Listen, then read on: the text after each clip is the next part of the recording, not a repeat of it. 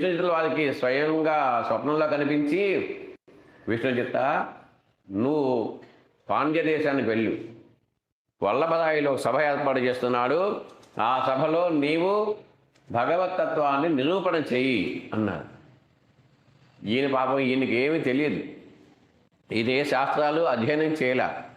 ఈయన ఏం చేసేవాళ్ళు, తులసి మొక్కలను చక్కగా పెంచుకోవడం, వాటికి నీళ్లు పోసుకోవడం, తులసి దళాలు దుంపుకోవడం, వాటిని చక్కగా అందమైన మాలలు కట్టుకోవడం, స్వామి అవసరం పెంచుకోవడం, భగవన్ నామాన్ని పాడుతూ కైంకర్యం చేసుకునేవాళ్ళు.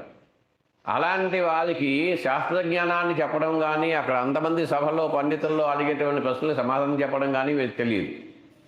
అయ్యో స్వామి, నాకు మటుకు ఏం తెలుసు, నేను ఎట్లా పోయి చెబుతాను అంటే, మేము ఉన్నాం కదా, మేము నడిపిస్తాం పదండి. భగవంతుని కృపచే లభించినటువంటి జ్ఞానం చేత ఈయన వల్లభరాయలు ఆస్థానానికి వెళ్ళి అక్కడ భగవతత్వాన్ని సమర్థవంతంగా నిరూపించగలిగారు. ఎప్పుడైతే ఈయన చెప్పారో ఆ కన్యా శుల్కం ఏదైతే